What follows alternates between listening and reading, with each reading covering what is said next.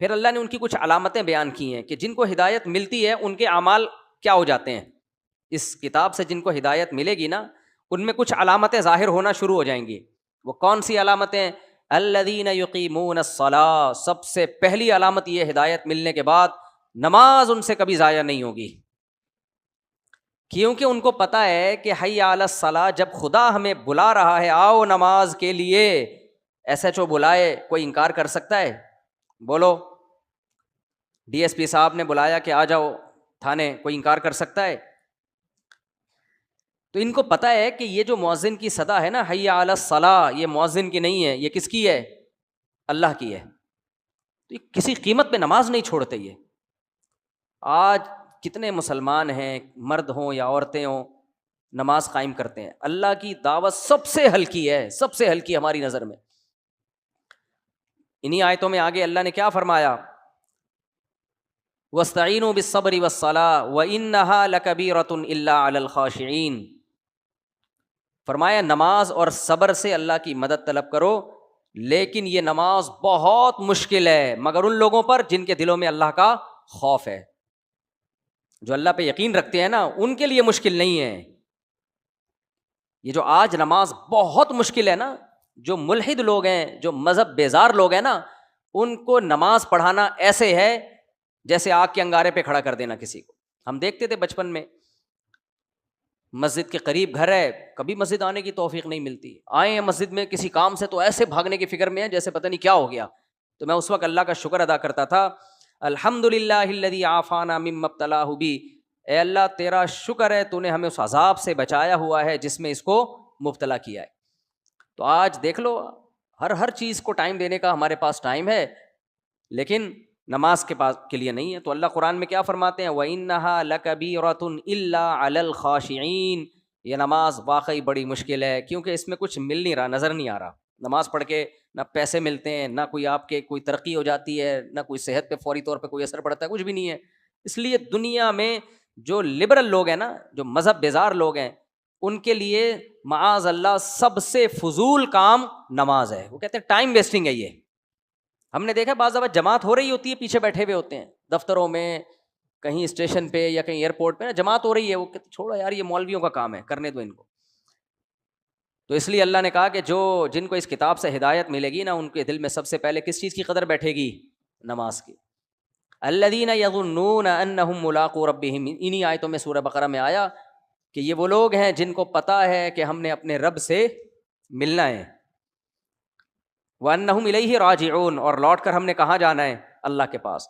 تو جس کو یقین ہے کہ میں نے اللہ کو منہ دکھانا ہے، اس کی نظر میں نماز کی بڑی ویلیو ہوگی. اور جس کو یقین ہی نہیں ہے کہ اللہ کو میں نے منہ دکھانا ہے، اس کی نظر میں سب سے بورنگ کام کون سا ہوگا؟ نماز. وہ دکان کو ٹائم دے دے گا، نماز کے لیے ٹائم نہیں نکالے گا وہ. تو اس لیے اللہ نے سب سے پہلی علامت بیان کی ہے جن کو ہدایت ملے گی. وہ کون لوگ ہیں؟ الذین یؤمنون بالغیب ویقیمون الصلاۃ.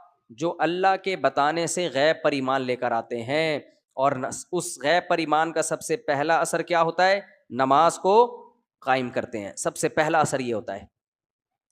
غیب کا تذکرہ اللہ نے کیوں کیا؟ دیکھو غیب کی دو قسمیں ہوتی ہیں. غیب کہتے ہیں جو ہمارے حواس خمسہ سے ٹریس نہ ہو سکے، جو ہمارے حواس خمسہ سے ٹریس نہ ہو سکے، نظر نہ آئے ہمیں. تو غیب پر اگر کوئی دلیل قائم ہو تو ایمان لایا جاتا ہے، دلیل قائم نہ ہو تو اس پر ایمان لانا توہم پرستی ہے. تو اللہ اگر کہہ دے کہ ایسا ہے تو اس کو مان لینا ضروری ہے. اللہ نے کہہ دیا موت کے بعد زندگی ہے اور اس پہ دلائل قائم کر دیے. اب بھی اگر کوئی ضدی ہٹ دھرم کہتا ہے کہ نہیں یہ ممکن نہیں ہے، تو وہ کس سے مقابلہ کر رہا ہے؟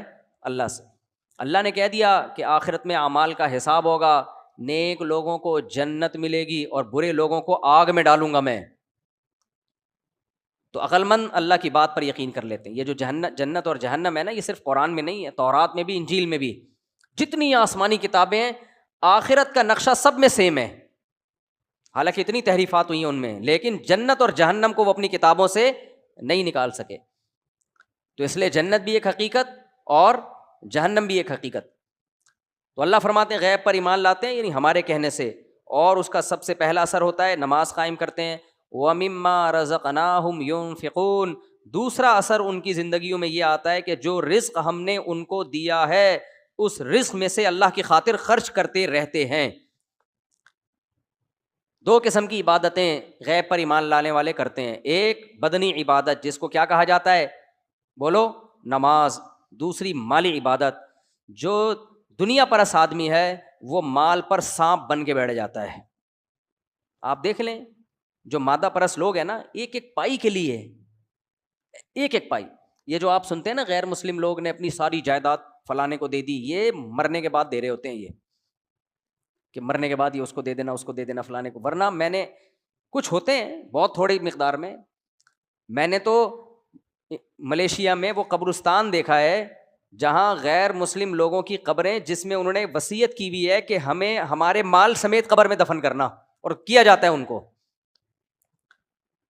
تو مسلمان میں سخاوت غیر مسلم سے زیادہ ہوتی ہے. اگر کوئی غیر مسلم آپ کو سخی نظر آ رہا ہے نا, تو وہ آپ کو اس لیے سخی نظر آ رہا ہے کہ اس کے پاس جتنا مال ہے آپ اس کو اپنے مال سے کمپیئر کر رہے ہوتے ہو.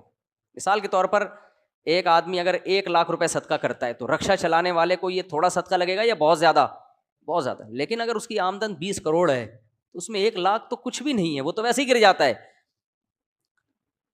تو کسی بھی قوم کے بارے میں دیکھنا ہونا کہ سخاوت کس میں زیادہ ہے, تو ان جیسے مالدار لوگوں کو اس قوم کے ان جیسے مالدار لوگوں سے کمپیئر کرنا چاہیے. مسلمان کی کتنا سخی ہوتا ہے, مسلمان کی آمدن میں اس کے ماں باپ کا حصہ, مسلمان مرد کی آمدن میں اس کی بیوی کا حصہ, اس کے بچوں کا حصہ, زکوٰۃ, صدقہ فطر, قربانی, اس کے علاوہ جو خرچ کرتا رہتا ہے. رمضان میں آپ دیکھیں لوگ کیسے خرچ کر رہے ہوتے ہیں. غیر مسلموں میں یہ نہیں ہے, غیر مسلموں میں نہیں ملے گا آپ کو یہ الا ماشاء اللہ.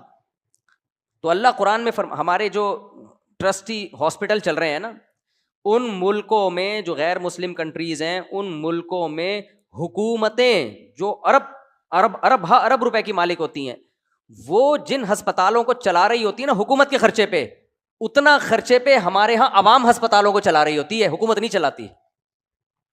یہ جو ہمارے چند ہاسپٹل ہیں, انڈس ہاسپٹل دیکھ لو, شوکت خانم دیکھ لو, اور اس کے علاوہ اور بہت سارے ہسپتال ہیں, اور اس کے علاوہ دینی مدرسے دیکھ لو, دارالعلوم کرنگی دیکھ لو, جامعۃ رشید دیکھ لو, بنوری ٹاؤن دیکھ لو, لاکھوں ہزاروں مدرسے ہیں, یتیم خانے دیکھ لو. یہ سارے کے سارے کیا گورنمنٹ چلا رہی ہے؟ اربوں کھربوں روپے ان کا بجٹ ہے. یہ سارے بجٹ کون خرچ کر رہا ہوتا ہے؟ ارب روپے بجٹ صرف انڈس ہاسپٹل کا ہے.